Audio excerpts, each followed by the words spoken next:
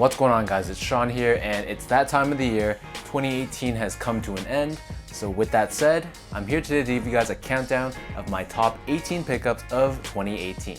It goes without saying that this year was heavily dominated by Nike and Jordan Brand.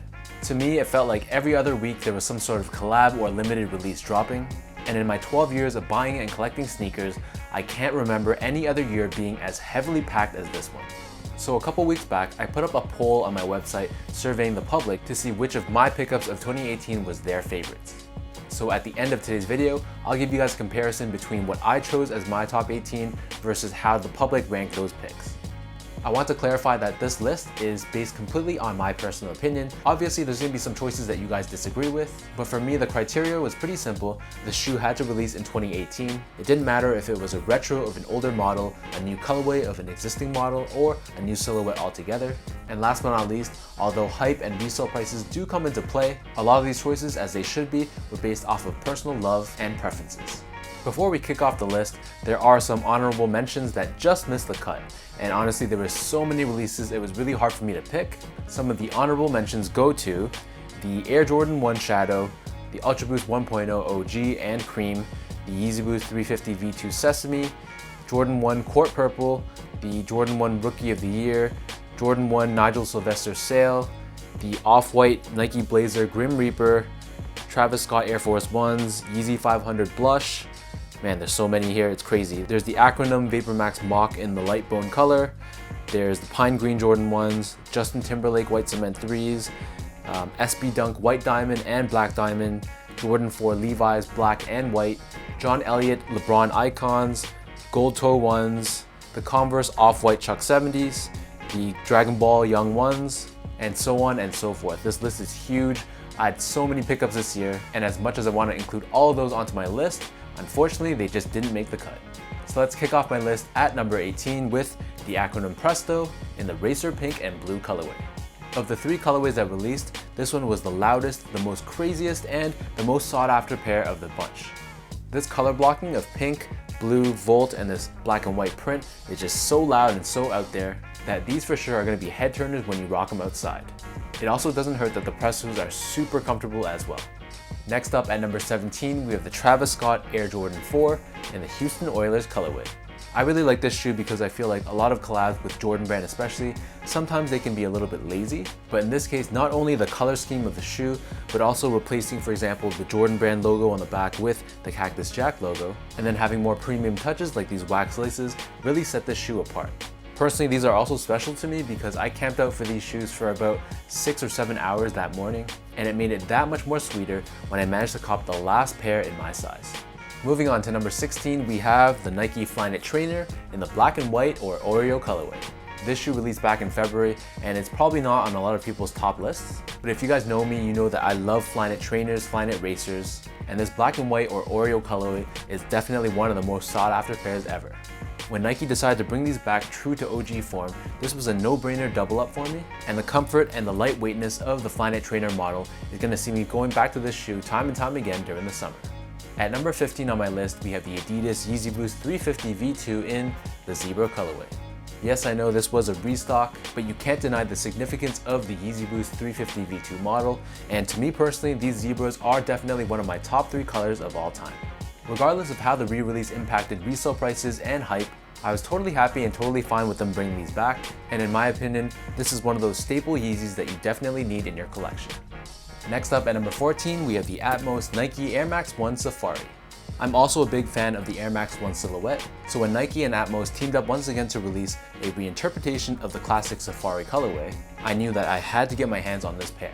Not only being iconic in Air Max 1 history, but this colorway itself is so loud and it's so unique. Having all this animal print all over, it just looks ridiculous when you rock these. Going on to number 13, we have the Off-White Nike Air Presto in the white colorway. With the original Off-White Presto being one of the most sought after pieces in the Off-White Nike collection, it makes sense that the follow-up with this white pair and the black one are also very high in demand. In my opinion, I find that the Presto is super underrated from a comfort standpoint. People often talk about other shoes ahead of these. It also doesn't hurt that because I do have the OG Prestos, having this white pair gives me a little bit of a different look, and it's a perfect shoe to wear on those sunny summer days. Going down to number 12, we have the Nike Air Max 98 in the Gundam colorway. This is also another release that dropped earlier on in 2018, and it's a shoe that also went under the radar in a lot of people's top lists. This shoe really reignited the love for Air Max 98 for a lot of people, and on the Mount Rushmore of classic Air Max colorways, this one definitely earns its spot right next to the Silver Bullet 97s. Moving on to number 11, we have the Undercover collaboration with Nike on the React Element 87 in the Green Mist colorway. 2018 was a huge year for Nike and its React technology, and this sneaker definitely led its charge. In Nike's collaboration with Undercover, where they released a handful of different colors on this model, this one was definitely my favorite colorway of the bunch, and it seems like the public agrees with me as well, as the resale prices on this shoe are pretty high. These guys exude a very fall or autumn vibe to them, and all these colors put together really work well together, and it doesn't hurt that these shoes are super comfortable as well. So now we're at the top 10. So kicking things off at number 10, we have the Air Jordan 1 in the Bred Toe colorway. I'll be honest with you guys, when I first saw pictures of these, I wasn't totally convinced. Because I have the black toes, the Breds, and the Chicagos, in my mind I was like, why do I really need another black, white, and red colored Jordan 1? However, as time passed and I got my hands on these, my opinion on these really turned 180. And now not only do I really appreciate the quality of the leather used, but also the color blocking itself. At the end of the day, really, I can't fool myself. Black, white, and red Jordan 1s, you can't mess up. Next up at number 9, we have the Off-White Nike Blazer in the All Hallows Eve colorway. I don't own the original Off-White Blazer, so when I was able to win a raffle on these guys, believe me, I was super excited. Not only was this my first Blazer pickup in a long time, but this color scheme really spoke for itself, and it's a color scheme that I personally can't remember seeing on any other shoe before.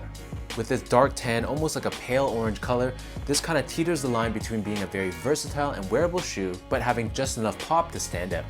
Next up on my list at number 8, we have the Adidas Yeezy Boost 700 in the original Wave Runner colorway. If there's ever been a textbook case of the public going, I hate that shoe, and then eventually turning to, I love that shoe, this is probably going to be the poster boy. Myself included, when I first saw images of these, I was like, what the heck is Kanye and Adidas doing? But fast forward to today and you can really see the genius behind the design team of these shoes. The 700s really kicked off mainstream popularity of this whole dad shoe trend, and now since the Mauve release and the V2 Statics, none of those can compare to the original colorway. Continuing on at number 7, we have the Off-White Air Jordan 1 in the UNC colorway. For many people, the Chicago and the all-white Off-White Jordan 1s are completely unattainable, so this one presented a more viable and realistic option for those people that wanted to add a Jordan 1 Off-White to their collection. I like that Virgil Abloh opted to go for a colorway that wasn't as mainstream. He totally could have went for a Royal 1 or a Bred 1 Off-White, but because he went for this UNC colorway, it gave us as consumers a little bit of a different look. Long story short, this is definitely one of the top releases of the year, and it's probably going to be commonly seen on a lot of people's top lists. At number 6, we have the Union collaboration with Jordan Brand on the Air Jordan 1 in the Storm Blue colorway. Between the two that released, this one was my favorite, as I felt like this color scheme really pushed the boundaries and really went for it, as opposed to the safer option of the black toes. This is again one of those shoes where when I first saw pictures of them, I wasn't completely sold, but as I got them in hand, the quality on these was insane, and then reading about the backstory about how they're going for that whole vintage and cut and sew vibe, that really sold this pair for me. If you guys don't own a pair of these, I would truly recommend picking these up. The quality, as I mentioned earlier, is just amazing, and I wouldn't be surprised and I wouldn't disagree if this shoe takes the top spot in many of your lists. Next up at number 5, we have the Nike React Element 87 in the original Sail colorway. Combining the comfort of this React foam with this translucent upper that a lot of shoes tried to imitate later on, for me this was the cleanest colorway of the model, and it really showed us that Nike can create new and innovative silhouettes as opposed to simply rehashing and releasing new colorways of older existing models. Moving on next to number 4, we have the Sean Wotherspoon collaboration with Nike on the Air Max 197. This is going to be the shoe of the year for many, and it was probably the most buzzworthy shoe in the first half of 2018. Releasing for Air Max Day, this shoe saw the mashup of the 97 with an Air Max 1, and it was so unique not only from the look of the shoe but the materials used, that it makes sense why these are so highly sought after. Even myself included, I took an L on these and I paid resale and I have no regrets so far. So now we're at my top 3 releases of the year. So kicking things off at number 3, we have the Air Jordan 11 in the Concord colorway. The Concord 11s, it goes without saying, they're a classic and definitely one of the most important sneakers in sneaker history. For me, these are a top 3 Jordan to ever release, and I can truly say that these are one of the shoes that really got me into collecting shoes. So yes, this isn't anything innovative and it is simply just a re-release of a classic sneaker, but the nostalgia that I have for this shoe and the meaning that it has on a personal level is the reason why I have these at number 3. So my number 2 sneaker pickup of the year goes to the Para and Nike collaboration on the Air Max 1. This might be a surprise for a lot of you guys out there with this shoe being ranked so high, but as I said before, I love the Air Max 1, and I think Pete Para absolutely killed this design, and I'm pretty sure this is going to be a classic for years to come. This random grab bags of patterns and colors really speaks to me for some reason, and if I could only choose 2 shoes out of all the shoes I picked up this year, this one would be my second choice. So now this leaves us with 1. I don't know if you guys can guess what shoe this is. It's a shoe that I've been preaching is my favorite pickup in a lot of my videos earlier on this year. And when I put all the contenders on the floor and just took a look at everything I picked up, I said to myself, you can only choose one of these shoes out of all these amazing sneakers, what would it be? And when it was all said and done, there was one shoe that stood out above the rest. And that one is the Air Jordan 3 in the black cement colorway. The Jordan 3 is my all-time favorite silhouette, and behind the white cement colorway, the black cement is a very close second. This shoe being arguably the greatest sneaker to ever release, also being very wearable, very versatile, and having Nike Air on the back, these guys were the only shoe in 2018 that I tripled up on. Similar to the Concords, yes, this is simply just a re-release, and it is technology from the late 80s, but at the end of the day, love is love, you really can't explain it sometimes, and in this case, these guys are number 1.